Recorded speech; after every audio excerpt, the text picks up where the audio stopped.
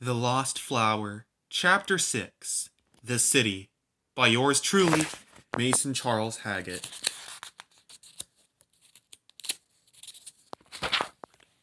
Narrator. Scott runs for his life as he hears the sound of rubbing of engines close behind him. Scott. Cherry, can you see who's behind us? Cherry the Flower. It looks like nobody's behind us. Scott. What? Cherry the Flower. Look, just keep running because I have a feeling we're not alone. Scott. Okay. Narrator. Scott keeps running until he comes across a cliff with nowhere else to go. He can see a city in the distance, and very far in the distance, the castle. Cherry the Flower. Scott, you have to jump. Scott. Why? Cherry the Flower. I can see them coming towards us. Narrator. Scott jumps off the very high cliff, hoping that Cherry has something magical planned. Sure enough, she does. They begin to slow down as they fall and land peacefully. Scott. Wow. Cherry the Flower. Scott, hurry up. Narrator. Scott sees bunches of dust flying in the air from nothing landing on it. Then he sees the shadow. The engines rev. Scott. Okay then. Narrator. Scott runs through the city. There's a ton of different lizard people, cars all over the place, honking. They try to walk through all the lizard people calmly and nicely. Then they see the invisible motorcycles just running people over to get to them. So they decide who cares. They jump on top one of the cars. Car from car, Cherry helps Scott propel himself by throwing her roots on the tops of the cars and uses her strength to propel Scott while he jumps. Scott.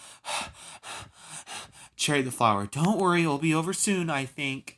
Narrator. Scott continuously jumps from car to car as he can hear the motorcycles chasing after him. Then they run into a red light. Scott sits on top of the car while the invisible motorcycle riders park for a second. Then the lights turn green and the chaos starts again. They see all types of different buildings, some large and small. They look so modern compared to the ice dark realm. Then they hear the landing of something on the car, and a wet hand grabs Scott's neck and throws him on the concrete. He runs away from the cars, and the invisible motorcycles chase after them. They run into the circular area with a water fountain in the middle. Scott. Great, we're cornered. Narrator. Then the invisible motorcycle drivers reveal themselves. There are 4 chameleons. They walk towards Scott. Scott runs as his heart pounds, but then he trips on a conveniently placed banana peel, landing on his face and probably breaking his nose. One of the chameleons grabs Cherry off his shoulder. Cherry tries to use some of her magic, but the chameleon punches her in the side of the face, leaving a giant green spot, making her pass out. Then they put her in a cage and approach Scott. Scott. Please don't hurt me. Bert. Oh, look, he's asking for mercy. Should we give him some, guys? Obadiah. How about nah? Shredder. Good thing they didn't say yes because I want to drown this guy. Narrator. One of the chameleons grabs him by the throat and dunks Scott's head in the water. He squirms and tries to get loose from his grasps, but then the others come and hold him down. He can feel his lungs about to collapse as he slowly closes his eyes and accepts his fate. One day, he needed to use the bathroom, and now he is about to die. Wow, it all went by like a blur. He can feel the chameleons rub his face against the rough floor of the fountain as blood begins to come out of his face. Hey, get away from them! Narrator. A bone pierces through the skull of the chameleon holding Scott underwater, and the others run off, accidentally dropping the cage that Cherry is in. Scott, being just barely strong enough to lift his head out of the water, lifts his head out of the water and lays on the concrete floor. All who was nearby saw what happened, and a wave of shock went over all who was by because of the climacticness of the situation. Scott can feel his face burning as he looks up at the dark, never-ending sky. He can only hope that Cherry is okay, just as someone picks him up as he closes his eyes. After.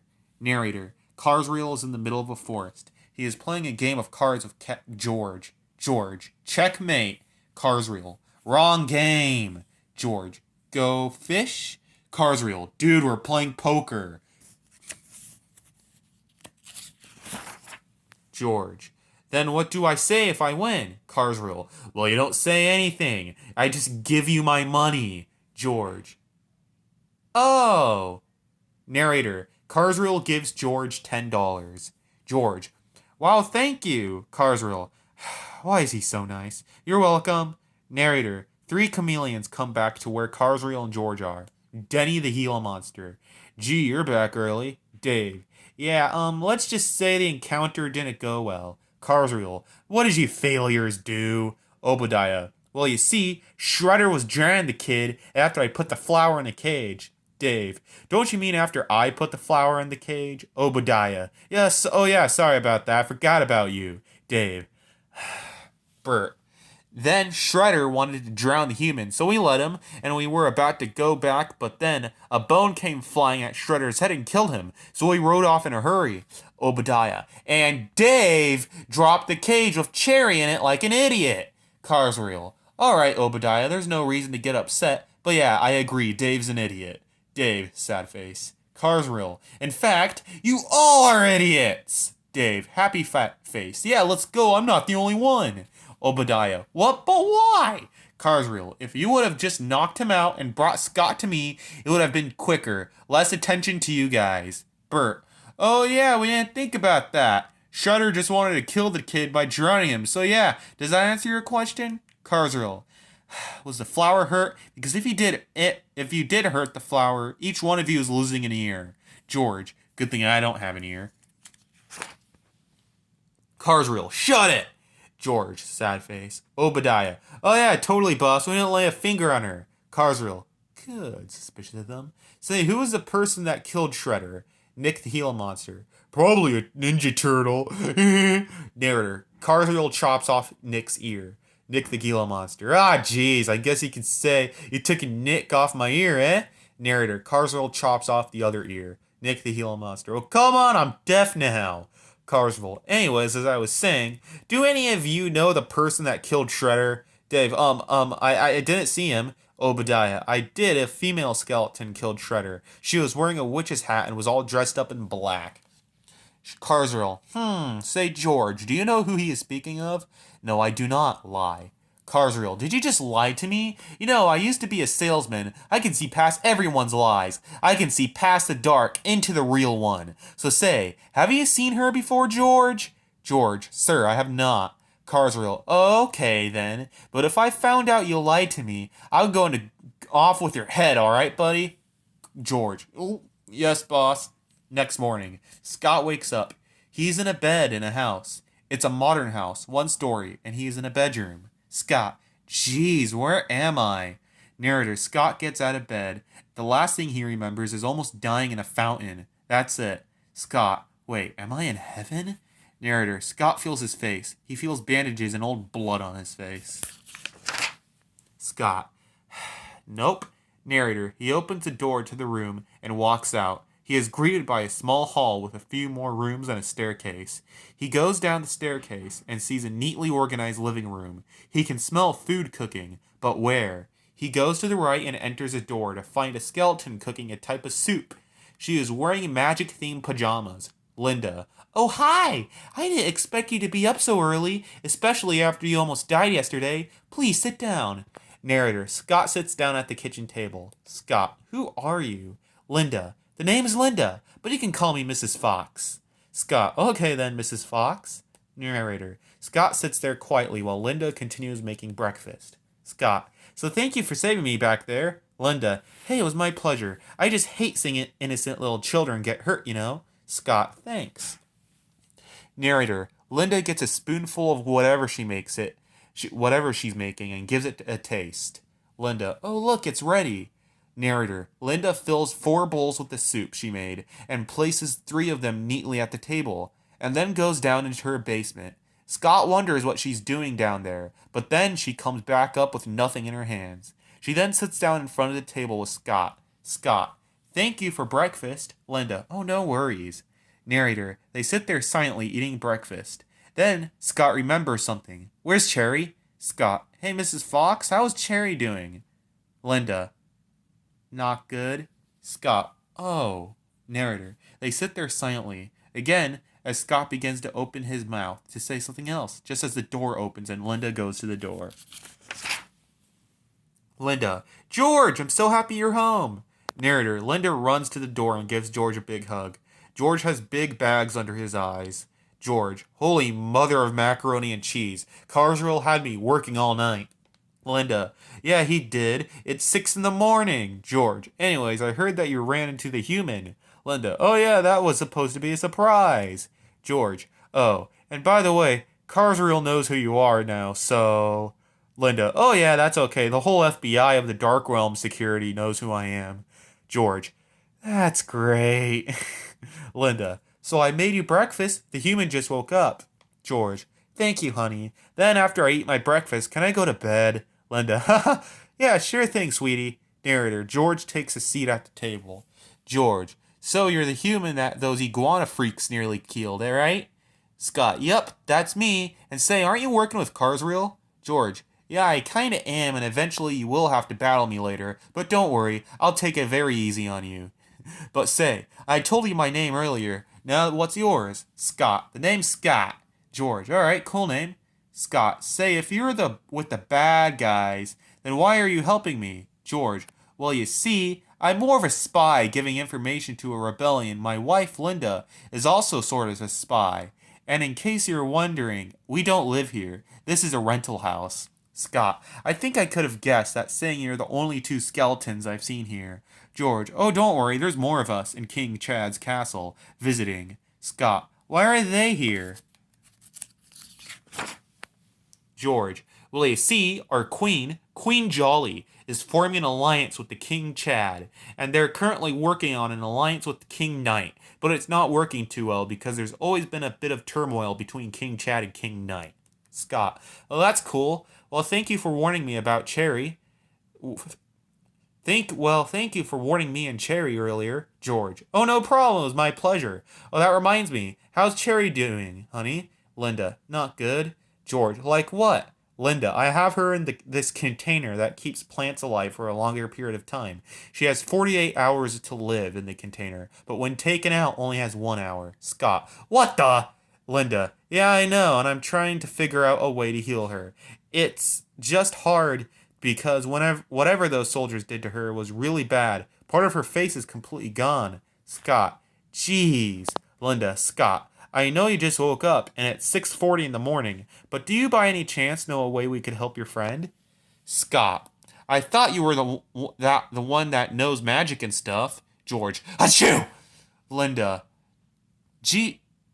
Narrator. Scott wonders how a skeleton can sneeze. Scott. I do have this. Narrator. He pulls out a small book that is thicker than the Bible from his pocket. George. Geez, how did that fit in your pocket? Narrator. George takes a closer look at the book. A tear comes out of his eyes. George. Look, honey, it looks like someone published the book my brother made. Linda. Huh, who could have done it, though? Scott. You guys kidding me? Everyone that knows how to use magic has one of these.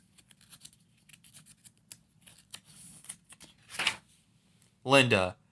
Oh, I didn't know that. It's just... George. We've been living under a rock for the last couple of years. George. Oh well, maybe there's something in here. George. You're right. My brother Poe may have been a bit dumb, but he knew a ton about magic. He knew every type of magic. He was almost like an... Linda. An anomaly? George. Yeah, he was almost like an anomaly. Scott. Anyways, thank you for breakfast, Linda. Can we go see Cherry now? Linda. Oh yeah, sure. Narrator. Scott and Linda go up. Linda. Come on, George. George. Alright, fine. Jeez, I want sleep. Narrator. The three go down into the basement. Inside the basement, there's a shovel and nothing else. Well, except for Cherry. Cherry the flower inside a cylinder object with a blue light around it on a table and an empty bowl. Scott. Cherry! Narrator. Scott runs over to the flower and puts his hands on the sides of the cylinder she's in. Scott. Are you okay? Narrator. Cherry looks at him with one eye. The other side of her face is smashed into a green pulp. Cherry the flower. No. Narrator. Scott feels bad for his new friend and is determined to help her. Scott. Let's look in the book. Linda, oh wow, straight to the chase, I see. Narrator, Linda opens the book and looks at the healing section. Linda, geez, I don't even know half of these. How was Poe not a wizard? George, no idea. Linda, what's healing magic? Narrator, Scott begins to remember when Cherry healed his leg. Scott, I know what it is. It's the art of healing a wound by. Actually, I don't know how it works, but Cherry used it on me earlier. Linda, oh, is there a chance she can use it on herself? George, well, I mean, if she could, she would have already used it. Linda, good point, honey. By any chance, do you know anyone else that can use this? Scott, well, only people from where she came from can use it, and the only people are her and Carsreal. Linda, come on, why does it have to be the one guy we're trying to avoid? George, I can call him over if you want. Linda, no! We have confidential stuff here. We can't just call over the enemy. George, okay, then what do you want to do? Scott, pretend to turn us in. George, wait, what? How would I pretend I would just turn you in? Scott, well, I'll find a way out. I always do. George, all right then. Linda, are you sure there's no other way? Scott, well, you did say that she only has 48 hours to live. Linda, all right then. First, I should teach you some more magic, though. Just making sure you do know how to use magic, right? Scott, yeah, I'm pretty okay at it, too. Narrator, he summons a fireball and lets it float above his hand. Linda, good. You can also make beautiful patterns and puzzles with fireballs that will confuse your enemy, but I'm sure you will learn that along the way. But do you know how to control them? Scott, I think I do. Linda, but do you know how to make them stop at will? Scott, I don't believe so. Linda, then let me show you. Narrator, she summons a fireball and fires it towards Scott. Scott, ah! Narrator, then it stops directly in front of Scott's face. Scott, how'd you do that? Linda, I'll show you. George, anyways, I'ma go to bed. Come get me when you want me to turn you in, Scott. Linda, okay, will do. Narrator, George goes to his room and Linda snaps her fingers, making the fireball disappear. Linda, alright, so Scott, you know that to use magic you need imagination and determination, right? Scott, yeah? Linda, so summon a fireball and throw it at me. Scott, but, Linda, just do it. Scott, okay. Narrator, he does this. Linda, quick Scott, clench the fist he threw it with. Narrator, Scott clenches his fist, and the fireball stops in front of Linda's face. Linda, good, good. Now, snap your finger. Narrator, Scott snaps his fingers on his left hand. Linda, good. Also, another important thing is magic can be harnessed by a weapon, too. Scott, cool, do I get a weapon? Linda, yeah, sure. Narrator, she summons a bone in her hand and then goes up into the kitchen and grabs a knife and carves a tip on it and takes it down to Scott. Yeah, sure. Narrator, she summons a bone in her hand and then goes up into the kitchen and grabs a knife and carves a tip on it and then takes it down to Scott. Linda, here's your weapon, dear. Scott, thank you. Narrator, Scott takes his weapon. Linda, okay, now snap your finger. Narrator, Scott snaps his fingers and the weapon disappears. Scott, where did it go? Linda, snap your finger again. Narrator, Scott does this. Linda, good job, Scott. All right, now that's it for today. Scott, thank you, Mrs. Fox. That information will be very helpful for the remainder of my journey. Linda, you're welcome. Just be safe out there, okay? Scott, will do. Narrator, Linda gives Scott the flower cylinder with cherry in it.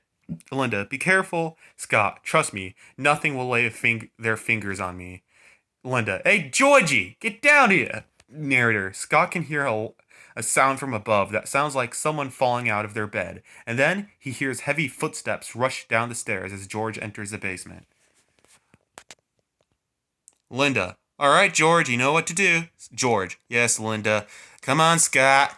Narrator, Scott goes with George, and they walk out the door of Linda's house. George, all right, dude, do you have a plan? Scott, I'm gonna go in there and ask the guy to help his sister, because even though he's not a good person, he seems like he would be reasonable enough to help his half-dead sister. George, all right then. Narrator, they walk to the city. All the lizard people they walk by look at Scott, remembering what happened to him. The city is glowing with light. They walk past buildings of all types, and then they walk to the fountain where Scott almost died. There is still a giant blood stain in the fountain. George, dang bro, that looks like it was painful. Scott, yeah, George, anyways, I'm gonna call Carswheel on my phone very quick, alright? Scott, okay. Narrator. He looks at all the buildings around him and admires the detail on them. Then he looks at Cherry in the cylinder. She is slowly turning brown, about to shrivel up and die. Scott. Don't worry, we'll get you help soon. George. He said he'd be here in 10 minutes. Scott. Good. Meanwhile, narrator, Carswell cuts off each one of the seal chameleon's ears. Carswell, look what you did. I told you not to hurt her, and now she's about to die because of you three. What's the king going to do to me now? Dave, jeez, what did you say?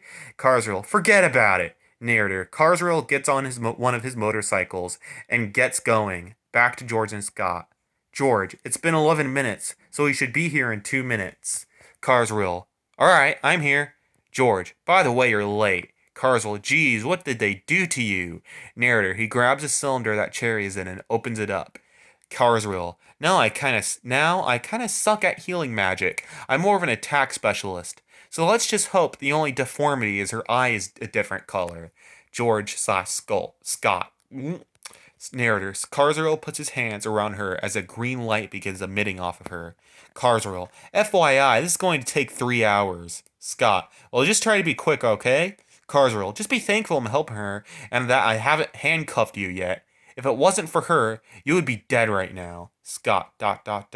Narrator, Carswell begins to remember when Cherry supposedly died, and his magic increases. But then, out of nowhere, a portal appears in the sky, and a giant ship appears and lands next to the fountain as a ton of human soldiers come out of it. George, guys, run! Carswell, but Cherry! George, just run! Just run, you two! I'll handle Mr. Mustache and his army. Just alarm some soldiers to come help. Carswell, okay. Narrator, he pulls a button out of his pocket and clicks it, and throws it next to George, alerting all the soldiers nearby, and him and Scott run for the forest. All rights reserved to Casino Cove.